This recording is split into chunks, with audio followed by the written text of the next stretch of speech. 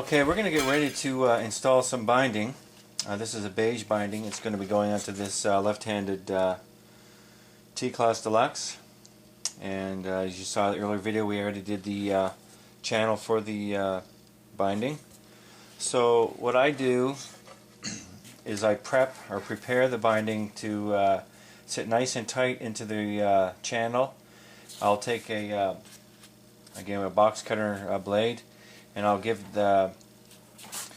one corner a bevel and just basically run it along like this, and I will then take a sanding block. This has 500 grit on it. I'll just run the back side of it, kind of rough it up a bit so that it can accept the glue that I'm using nicely. The product I'm using is a Loctite superglue. It's a gel form and it sets in 60 seconds and fully cured in 24 hours.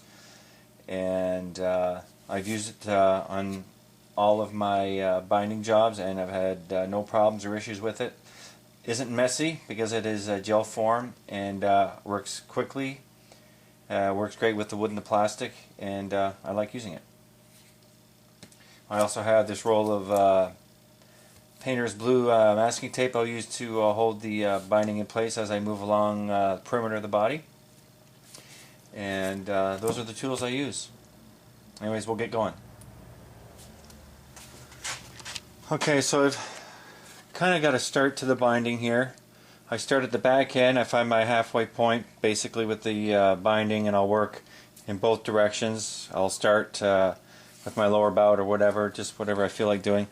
So I've taken the bead and I've come to about this point here, and I'm just going to be laying in a little more of this glue.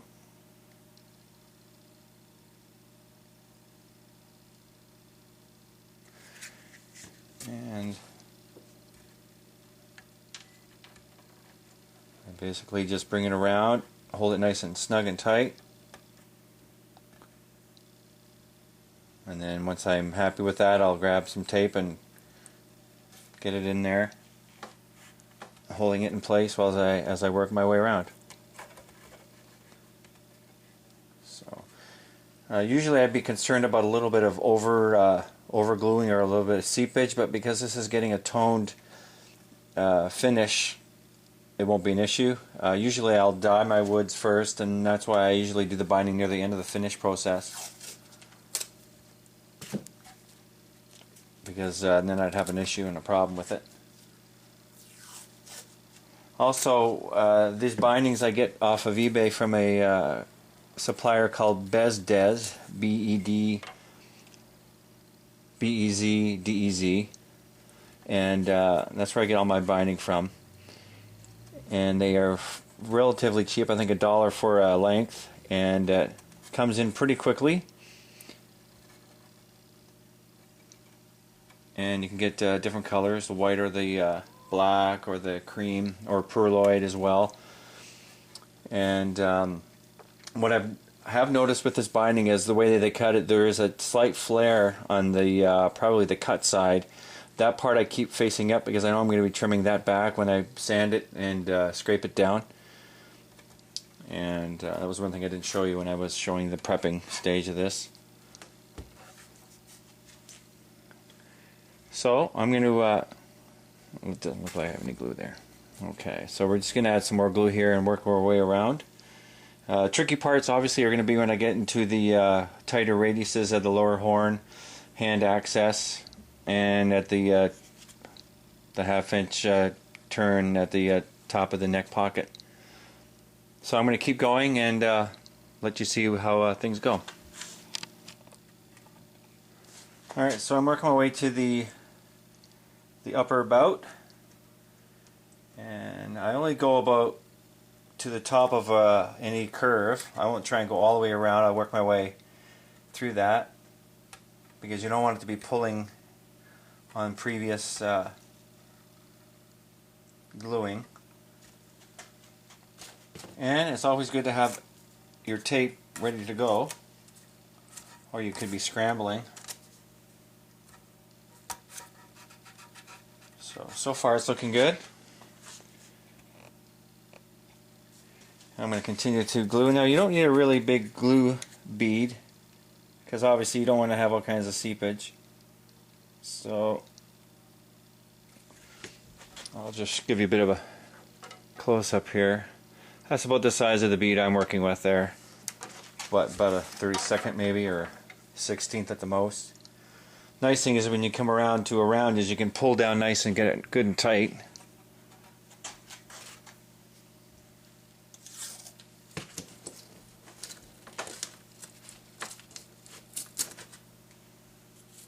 Apply your tape here.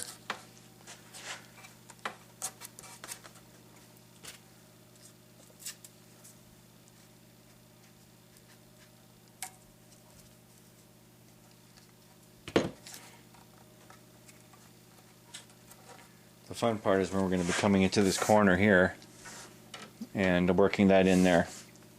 But it's not a big problem. I've done it before and I'll do it again. I must be right at the edge of my glue bead for that to keep popping up like that.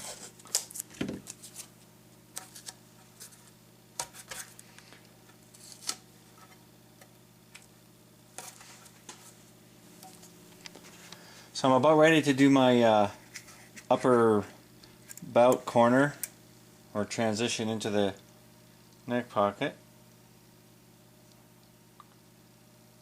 I've given the binding a bit of a bend already.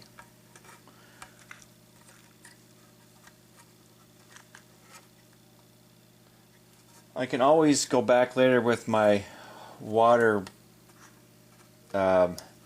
thin CA glue, and I can just dab some in if I see a gap or a problem where, especially coming to the end of the binding run here, if I see issues there.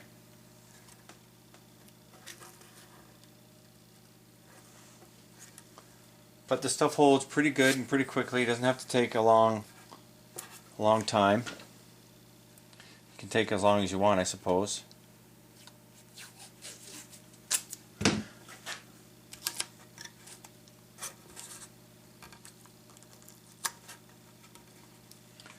So I'm going to rework that one a bit. It doesn't seem to be quite as tight as I'd like it. So I'm going to continue on, and we'll get some more shots later. Okay, we are nearing the end. The whole body has been finished now with the binding. I'm just kind of standing behind the camera to show you this shot, but what I do to do my joint is I will, you can see here I have an angle, and what I'm going to do is I will glue this first piece in, and then, actually no, sorry, I'm going to glue this piece in here first, and this will overlap. Now I didn't do a final sanding just so you can see what I'm doing here. We have an angle. This will help hide some of that joint of the binding and kind of make it a little less detectable. And I just simply use a block with some sandpaper on it, and I just sand it till I'm happy with what the joint, and then I will go ahead and glue it and then tape it up, and then this body will be done, and I'll pull the tape off of it tomorrow and get prepared to scrape it down and sand it and onto the finishing stages. So I spent maybe 40 minutes, 45 minutes on this binding job so far. It doesn't take a long time, and if you're careful and you have everything prepared and ready to go, you should have a fail-safe application installation, which gives you years of viewable pleasure. So I'm just going to sand this now. I think I have a 220 and a little block of ebony that I have from a cutoff of a fingerboard. And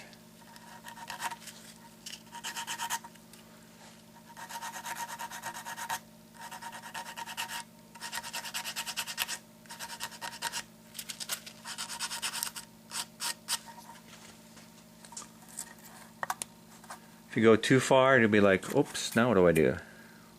Well, if you have some acetone, you can scrape some filings of the binding, and you could melt some down and use it as a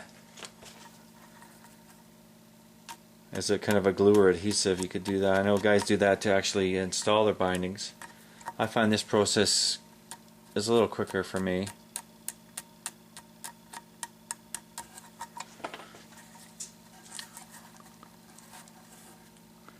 So we're getting close. A little bit more can come off there. I'm trying to keep it centered to my joint.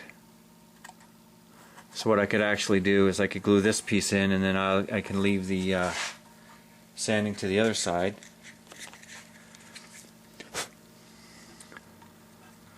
Actually, I should cut some tape off, have it ready first, shouldn't I?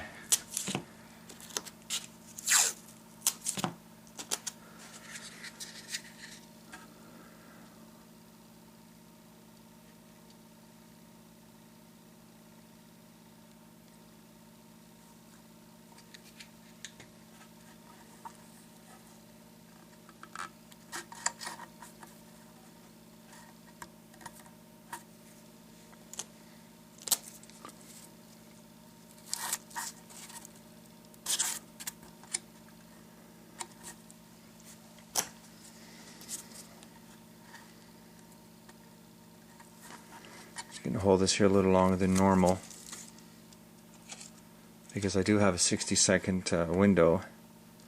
So this is going to look really good. Once I have that sanded down, she'll look quite nice.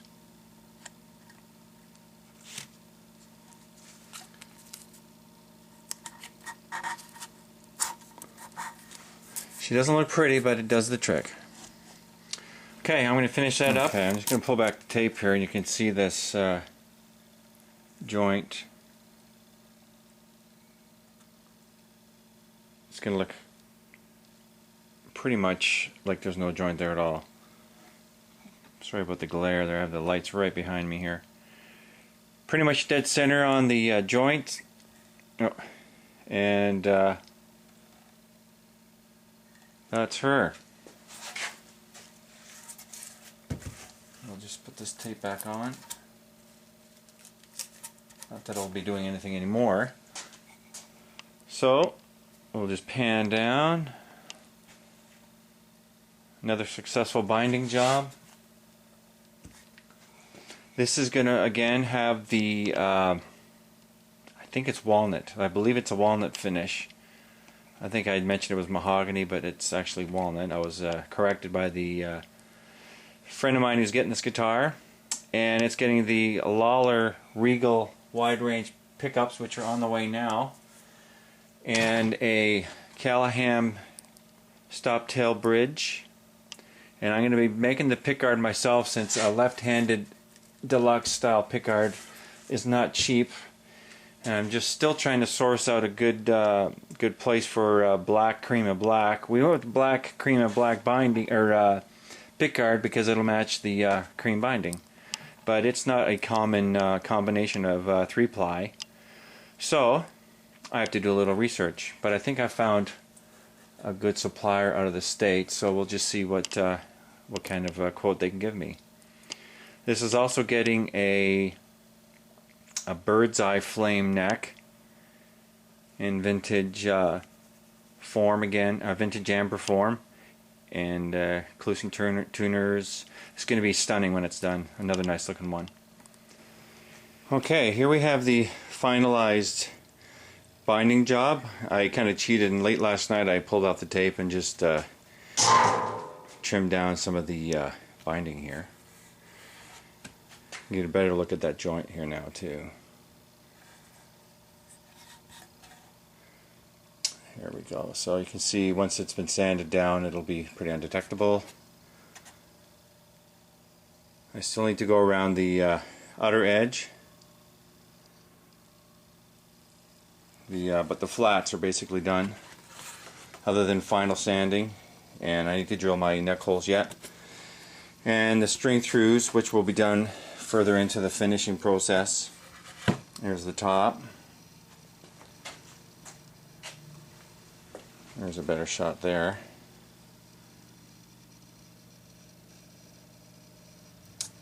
So she's nice and tight into the channel, which is due, of course, to good prep.